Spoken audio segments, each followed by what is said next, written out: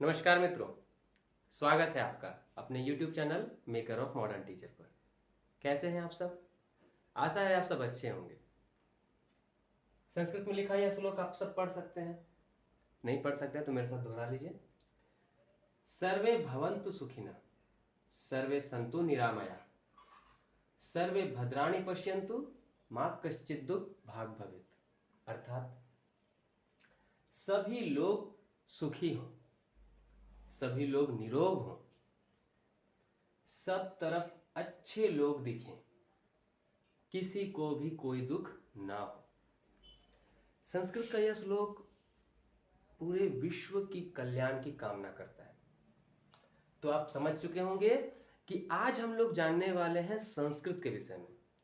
आज का हमारा विषय है झारखंड टेट यानी जेटेट में जो पेपर 2 होता है, यानी कि क्लास 6 to 8 के टीचर के, तो उसमें आपको 2 खंडों में प्रश्न पूछे गए हैं। एक अनिवार्य विषय का, उसका सिलेबस आपको पता है, और जो वैकल्पिक विषय होगा जिसमें आपको शिक्षक या शिक्षिका बनना है, तो उसमें आपको चुनाव करना पड़ता है 150 क्वेश्चन के लिए। मैथ साइंस के टीचर, दूसरे हो गए एसएसटी के टीचर, और तीसरे हो गए लैंग्वेज के टीचर। तो लैंग्वेज के टीचर में जिस भी लैंग्वेज के टीचर आपको बनने हैं उस लैंग्वेज से 75 प्रश्न, और दूसरे अंग्रेजी भाषा से 75 प्रश्न, कुल मिलाकर के 150 प्रश्न यहाँ पूछे जाएंगे। तो आज हम लोग यहाँ चर्चा करने वाले हैं अंग्रेजी भाषा के विषय में। ठीक है, अंग्रेजी बोलते हैं संस्कृत भाषा के विषय में। हम आज जानने वाले हैं कि जेटेट में पेपर 2 यानी कि भाषा शिक्षक, भाषा शिक्षक या शिक्षिका के लिए कौन सी कक्षा, क्लास 6 to 8 के टीचर बनने के लिए आपको संस्कृत भाषा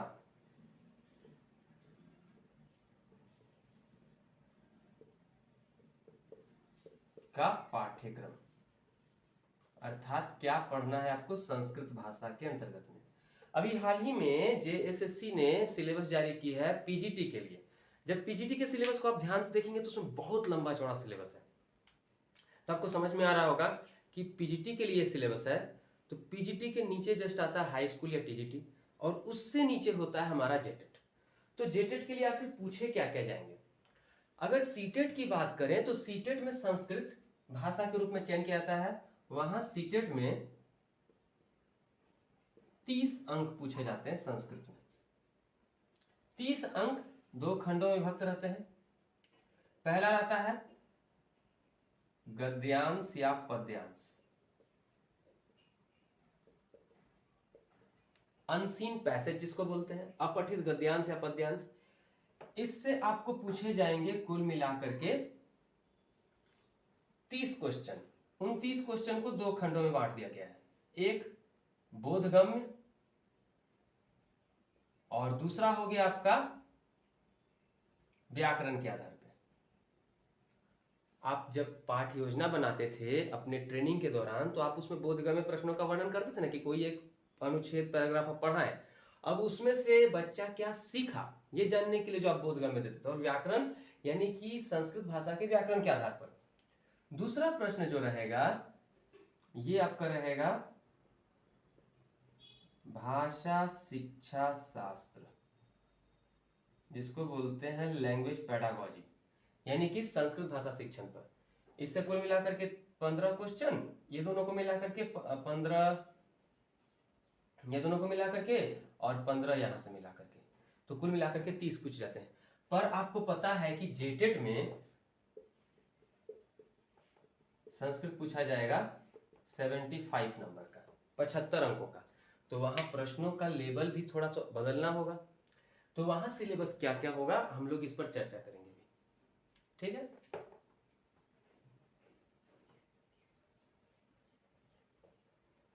अभी तक जैक बोर्ड ने इसकी कोई सिलेबस की घोषणा की नहीं है ऑफिशियली रूप से। मैंने जो पीजीटी के सिलेबस को पढ़ा और पिछले वर्षों में पूछे गए जो 2 बार जेटेट हुए हैं उनको जब पढ़ा तो उस आधार पर मैंने जो तैयार किया है उसे मैं आपके सामने बता रहा हूँ। देखिए, सबसे पहले पहला क्वेश्चन तो रहेगा आपका अपठित गद्यांश पद्यांश। इसके आधार पर अब कितने अंकों का होगा यह नहीं कह सकते, लेकिन कम से कम 15 अंक बनने चाहिए। अपठित गद्यांश या पद्यांश के आधार पर आपको प्रश्न पूछे जाएंगे। इसमें 2 खंड विभक्त किए जा सकते हैं, बोधगम्य वाले प्रश्न। मान लीजिए आपको पाठ बता दिया, 10 लाइन का एक पैराग्राफ है और पैराग्राफ से रिलेटेड कि महात्मा गांधी वाराणसी नगरे गच्छति, पूछ दिया महात्मा गांधी कुत्र गच्छति, तो वाराणसी नगरे, दिख गया। ऐसा होगा बोधगम्य प्रश्न। अब अगला जो रहा वो रहा आपका व्याकरण के आधार पे। तो हमें जानना जरूरी है कि हमें संस्कृत व्याकरण में पढ़ना क्या क्या है, व्याकरण का सिलेबस। तो व्याकरण के अंतर्गत जो हमें संस्कृत में पढ़ना है, सबसे पहले पढ़ना है भाषा। भाषा, भाषा के बारे में जानना होगा, वर्ण को जानना होगा, वर्ण विच्छेद को समझना होगा, ठीक है। वर्ण विच्छेद के बाद उच्चारण स्थानों को समझना होगा, उच्चारण स्थानों के बाद हमें पढ़ना होगा संज्ञा। अब संज्ञा में क्या क्या है? संज्ञा में वचन है, लिंग है, ठीक है ना। फिर इसके बाद पुरुष, यानी कि सर्वनाम इसको कहते हैं, इसको कहते हैं हम लोग सर्वनाम। सर्वनाम के बाद हमें पढ़ना होगा कारक, कारक को पढ़ना होगा। कारक के बाद हमें पढ़ना होगा उपसर्ग, प्रत्यय, धातु। धातु का मतलब क्रिया, इसे ही हम लोग कहते हैं लकार। जब संज्ञा को पढ़ रहे होंगे तो उसी जगह शब्द रूप को पढ़ेंगे, समझे। इतने सारे चीजों को आपको जानना होगा। तो कुछ महत्वपूर्ण शब्दावली आपको जानना आवश्यक है। तो कम से कम इतना ज्ञान आपके पास होना चाहिए जिससे आपका व्याकरण मजबूत बनेगा। विभक्ति, शब्द रूप जब पढ़ेंगे तो वहीं पर विभक्ति पढ़ लेंगे, कारक के साथ ही विभक्ति भी होती है। क्लियर हो जाएगा? इतना कुल कर लेंगे तो आपका व्याकरण के आसपास का क्लियर हो जाता है, ठीक है। अब आते हैं व्याकरण के बाद अगला टॉपिक जो बनाए हैं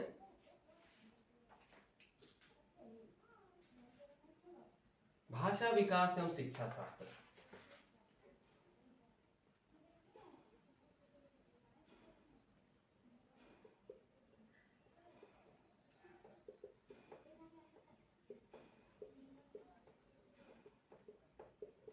भाषा विकास एवं शिक्षा शास्त्र में हमें क्या क्या पढ़ना है?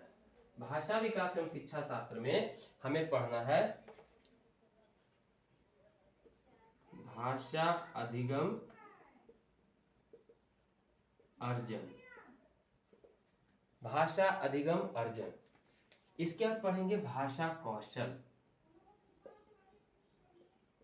आप बोलेंगे कि सर ये सब संस्कृत हिंदी बता, देखिए भाषा कोई भी हो, हिंदी हो, संस्कृत हो, नागपुरी हो, उर्दू हो, अंग्रेजी हो, बांग्ला हो, कुछ भी हो, उनके जो भाषा विकास एवं शिक्षा शास्त्र है ना, ये सबके एक समान चलते हैं, बस उनमें भाषाओं का अंतर रहता है।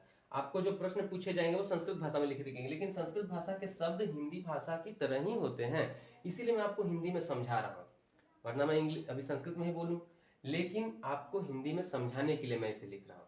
भाषा अधिगम एवं अर्जन, भाषा कौशल, इसमें आप पढ़ते हैं ना LSRW, भाषा के 4 कौशल होते हैं कि श्रवण कौशल, उसके बाद वाचन कौशल, फिर पठन कौशल, फिर लेखन कौशल। चारों कौशलों के बारे में फिर हम जानेंगे भाषा शिक्षण विधि। भाषा शिक्षण विधि को जान लेंगे। भाषा शिक्षण विधि में हम कुछ कुछ महत्वपूर्ण विधियां होती हैं, आपसे पूछा जाएगा, संस्कृत में ही लिखा रहेगा, पूछा जाएगा कि यहाँ कौन सी विधि अधिक उपयुक्त होगी। एक केस स्टडी का रूप का वर्णन आपको सामने कर दिया जाएगा, एक स्थिति का वर्णन आपके सामने क्या रहेगा, आप वहाँ कौन सी विधि का प्रयोग ज्यादा उपयोग अच्छे तरह से कर सकते हैं। भाषा शिक्षण विधि के बाद आपको शिक्षण उपादान यानी कि शिक्षण सामग्री, शिक्षण उपादानों के बारे में जानना है। इससे संबंधित कुछ प्रश्न पूछे जा सकते हैं। उपचारात्मक शिक्षण, उपचारात्मक या निदानात्मक शिक्षण कहने का मतलब होता है संस्कृत को पढ़ाते समय कई बार कक्षा में बच्चे जो है ना कई तरह की त्रुटियां करते हैं, गलतियां करते हैं, तो उनमें संशोधन या सुधार हेतु, अशुद्धि को हटाने हेतु हम जो शिक्षण करते हैं वो उपचारात्मक शिक्षण कहलाता है। तो उपचारात्मक यानी रिमेडियल टीचिंग, निदानात्मक या उपचारात्मक शिक्षण।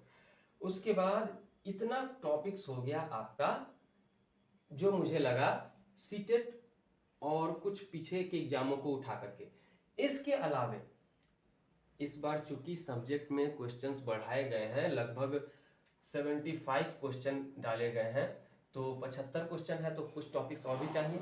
तो कुछ टॉपिक्स जो मैंने ध्यान से देखे जो आ सकते हैं, जिनकी संभावनाएं बनी हुई हैं, वो टॉपिक्स हैं आपके संस्कृत भाषा साहित्य के आधार पे।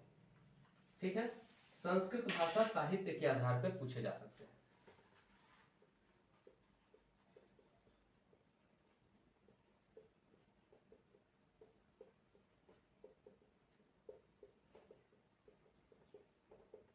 जिन्होंने भी ग्रेजुएशन में संस्कृत पढ़ा होगा, जिन्होंने भी स्नातक स्तर पर संस्कृत पढ़ा होगा, तो उन्हें पता हो कि स्नातक स्तर पर पढ़ाए जाने वाले संस्कृत के विषय कौन कौन से थे। आपने कई सारी पुस्तकें भी देखी होंगी, मैं आपको दिखाई दे रहा हूं।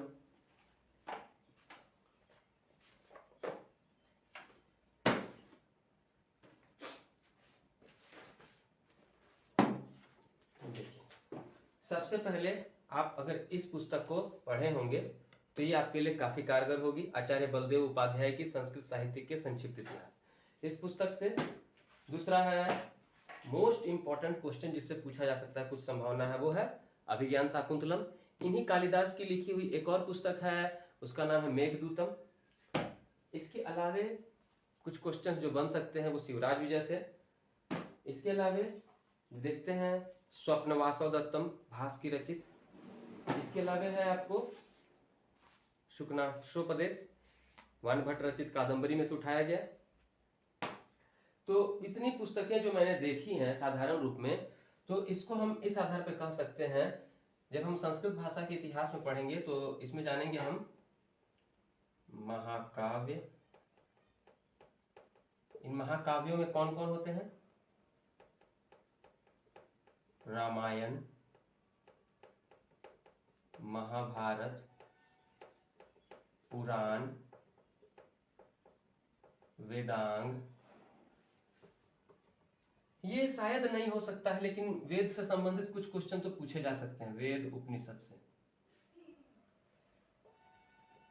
ठीक है, कम से अब आप बोलिए कि पूरा रामायण महाभारत और पुराण पढ़ने जाए, जी नहीं। जब आप इस पुस्तक को आपने अगर पढ़ा होगा तो इस पुस्तक में रामायण महाभारत के बारे में संक्षिप्त चर्चा की गई है। मैं इस कक्षा में आपको जो है ना, मैं इस चैनल पर आपको इन सबको कंप्लीट कराऊंगा, ये मैं बोल रहा हूँ, ये मैं कंप्लीट करवाऊंगा आपको। इसके अलावा अगर आप जाते हैं तो गद्य साहित्य, पद्य साहित्य, प्रमुख गद्य साहित्य, प्रमुख पद्य साहित्य, जैसे कि कादंबरी का शुकनाशोपदेश,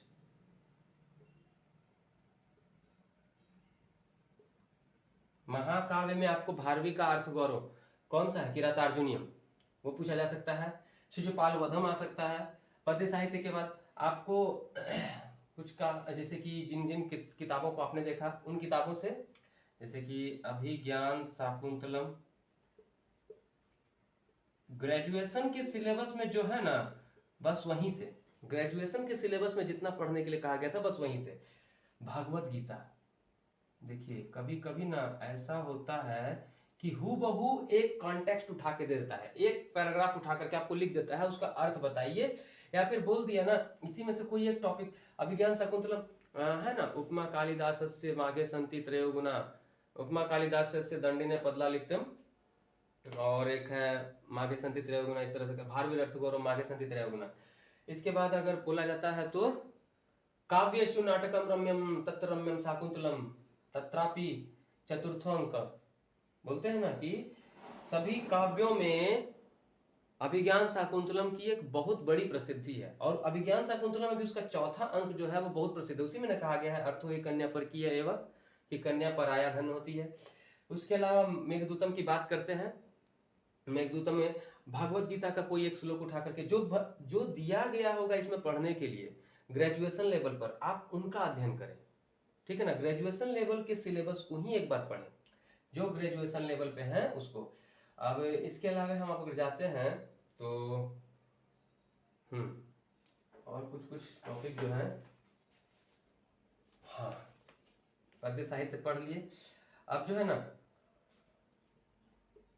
ये सब नाट्य शास्त्र हो गए, अभिज्ञान शाकुंतलम और ये जो सब है, ये सब नाट्य शास्त्र है। काव्य शास्त्र,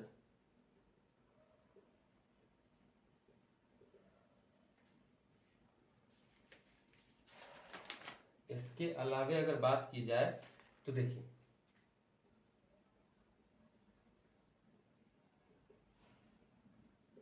लेखक और पुस्तक, प्रमुख लेखक और पुस्तक, ठीक है ना।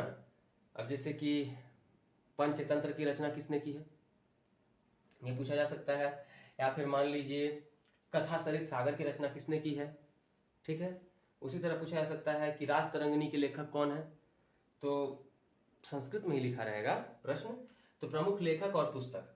इसके अलावा बात करते हैं तो कुछ और टॉपिक हैं, जैसे व्याकरण में आता है अलंकार, अलंकार पढ़ लेना जरूरी है, छंद पढ़ लेना जरूरी है। अलंकार और छंद हो गए।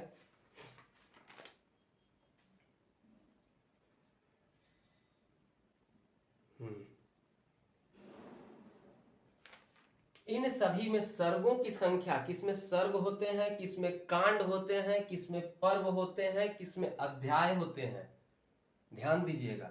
जब आपने किया होगा अध्ययन ग्रेजुएशन लेवल पे तो आपको पता होना चाहिए कि इसमें वही सब पढ़े, किसी में सर्ग पढ़ा जाता है। जैसे कि अगर रामायण की बात की जाए तो रामायण में कांड है, महाभारत में पर्व है, ठीक है ना। अगर बात की जाए भगवत गीता में तो अध्याय है, और क्या नाम है भारवीय अर्थगोरम शिशुपाल वधम में सर्ग है। कहा जाता है ना कि महाकाव्य में 18 सर्ग से कम सर्ग नहीं होने चाहिए, तो उसी आधार पे इन सबको पढ़ना है। मूल रूप से आप इन्हें बनाने की कोशिश करें प्रतिदिन, ये आपको एकदम 100% नंबर उठवाने वाले क्वेश्चन होते हैं। गद्यांश 2 तो कम से कम आएंगे ही आएंगे, एक गद्यांश आएगा और एक पद्यांश आएगा, तो ये दोनों आपको नंबर दिला सकते हैं जितना अच्छा प्रैक्टिस होगा आपको। अब ये टॉपिक यहाँ आप धातु को पढ़ें अच्छे से, शब्द रूप को पढ़ें अच्छे से। अब उसके बाद जो है ना कारक और प्रत्यय, ये बहुत है। उच्चारण स्थान बहुत इंपॉर्टेंट है, वचन लिंग पुरुष ये बहुत इंपॉर्टेंट है, ठीक है ना।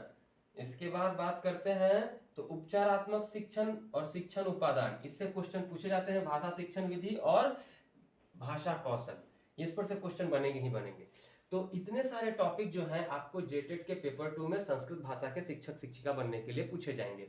इन सभी को हम लोग बारी बारी से देखना शुरू करेंगे, एक एक करके एक एक टॉपिक को कवर करते जाएंगे। तब तक के लिए चैनल से इसी प्रकार जुड़े रहिए। धन्यवाद।